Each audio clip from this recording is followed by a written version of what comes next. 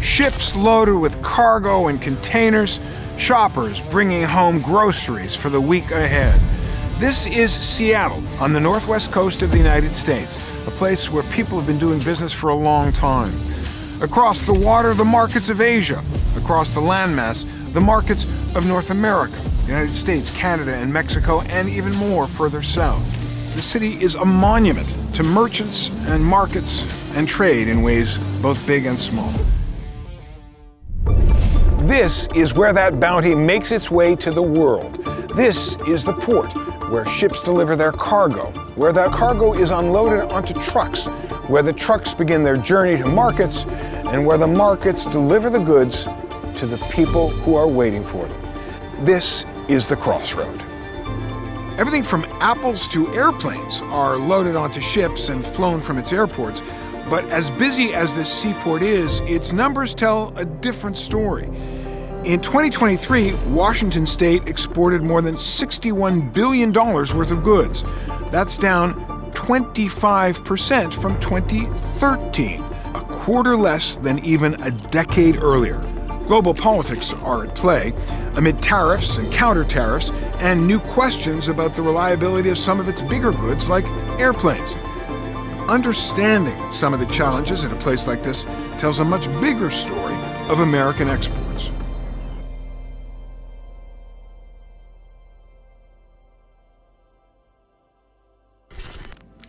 Kristen Ang, 5,000 or nearly 5,000 cargo containers leave this port every day. It's an enormous amount of stuff. Where does all this stuff go? It is going to Asia. We are one of the busiest port gateways in North America. We have about 3 million TEUs per year that are exported through our gateway, and about half of that is also imports. Okay, TEUs is not a phrase most people know. It stands for 20-foot equivalency units, is that right? Yes. It's half a cargo container. Cargo containers are the regular ones. 40 feet wide, 40 feet long. TEUs, half of that. So you're saying 3 million a year. That's what?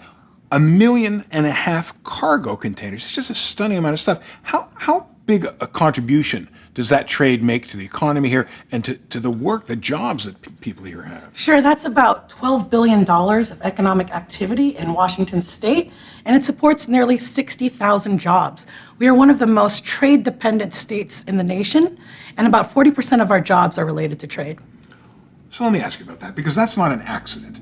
The United States, since World War II, has really seen itself as a champion of international trade, lowering barriers, making it easier, more efficient, more economical, really trying to help the whole world get richer by trading with one nation with another. Is that changing now? Well, I'd like to think that we would like to create policies that preserve and enhance the benefits of trade. At its best, trade drives economic development, creates jobs, and increases consumer choices, while also there's this cultural exchange and innovation. And on the global scale, it is about peace and stability and enriching our communities and providing some opportunities for small and medium-sized businesses. However, there is a trend going on in the world where people are setting up some barriers and tariffs and somewhat being isolationists. Has something changed about America's relationship with trade? I would say America, since the Trump administration and even post-pandemic, is trying to balance out its economy, protecting some of our industries, investing in manufacturing in our country, but also I think it's deciding what is the best policy for Americans as well as the world. One of the impacts has been, and here I'm really curious about what your thoughts are, that Washington State's exports are actually down rather than dramatically over the last 10 years. They're 25% lower today than they were 10 years ago, which is extraordinary because the world's economy has gotten bigger. What happened? Tariffs. Tariffs is what happened. Started in 2019. I'll give you the example of apples. Washington State is the #1 exporter of apples. They're a pride and joy in our agricultural sector. We're actually a top ag port, #2 in refrigerated cargoes in the nation. We also are the top in potatoes. If you are eating French fries in Korea or Japan, likely those French fries came from Washington State through our gateway. In 2019, or I would say before these tariffs, India imposed some tariffs on some of our agricultural goods, about 28, including lentils, chickpeas, and apples. Cherries. Yes, and cherries. In retaliation over the U.S. tariffs on India's steel and aluminum. At our peak, there was about $120 million worth of apples being exported to India. At its lowest, because of these tariffs, it was under $1 million. I would say there has been improvement within this particular trade policy with apples. India changed its policy recently with the help of our U.S. senators, particularly Senator Cantwell, who has had talks with the U.S. Trade Ambassador, as well as the Indian Prime Minister, and we've developed better relationships with regard to trade. And because of that, we were only shipping about 53 TEUs. As you say, that's about 25 40-foot containers. And right after, just 1 month after, it's 300 TEUs or 150 40-foot containers. And that's a change. And we are hoping to get back that market of India and open up more doors for both, I would say, the communities and citizens of India and for the United States. It is better for our, I would say, agricultural growers and our consumers when there's good trade policy. Now, you haven't mentioned China because things are getting worse. The United States, under Joe Biden, is imposing new tariffs on Chinese goods, electric vehicles, for example, or chips. And former President Trump, potentially the next President Trump, is saying he's going to put a 60% tariff on Chinese goods, 10% tariffs on everything imported from everywhere else in the world. It just seems like U.S. policy on trade has really, really changed. Yes, it has changed. I think people do feel that. But I think community members themselves want, I would say, smart and common sense trade policies. As I said before, excellent trade policies at its best is one that promotes stability and peace and prosperity and health within its nation. Despite the fact of this rhetoric, we are still trying to build relationships with China and see the best steps to move forward while also building up our manufacturing sector here in the United States, ensuring that we're not too dependent on each other. We believe in interdependence, but not complete dependency. Well, I'm going to put you on the spot.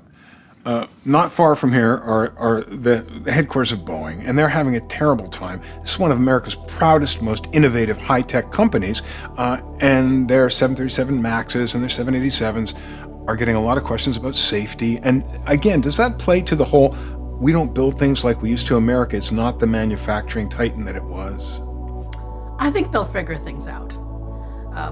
I believe in Boeing. I would say Boeing is actually my immigrant story here. My uncle got recruited to be an engineer from the Philippines to work on the 747. And the rest of my family went here as engineers, and my mom did too. And that's how I ended up here, because of Boeing. And so we will always support Boeing, and we know that they're going through tough times, and there does need to be an evaluation and perhaps new leadership to ensure that it continues to be a place of engineering excellence. The whole world watches when the United States debates its trade policy because so many countries trade with the United States, so many countries depend on U.S. markets, so many countries want American products. Does all this make the United States a less attractive trading partner? Does it open opportunities for competitors to the United States? Are people looking elsewhere to buy and sell more frequently than they would have another time when trade was just better regarded here? Well, Americans are still the number one consumer with great buying power. I still think we are a great trading partner. Because we have a great trading partnership with Korea, we're improving our relationships with India, we're increasing trade with Vietnam, and having better ties. We have done trade missions to both Korea and Vietnam. We became the 5th largest importer of autos due to our relationships with Korea. Hyundai Kia is now, their headquarters for the Northwest is based at the Port of Tacoma here in Washington State. So there are some improvements when it comes to trade and relationships. The one that needs to be improved is China. We've also, like I said, improved in India. They just have a consulate here in Seattle. We are exchanging in terms of tech, healthcare, and then they buy our planes and apples. But America really needs to get better at this, doesn't it, for places like Washington State? I mean, the numbers are down, people want their jobs back. The United States has to figure out which way it's going to go.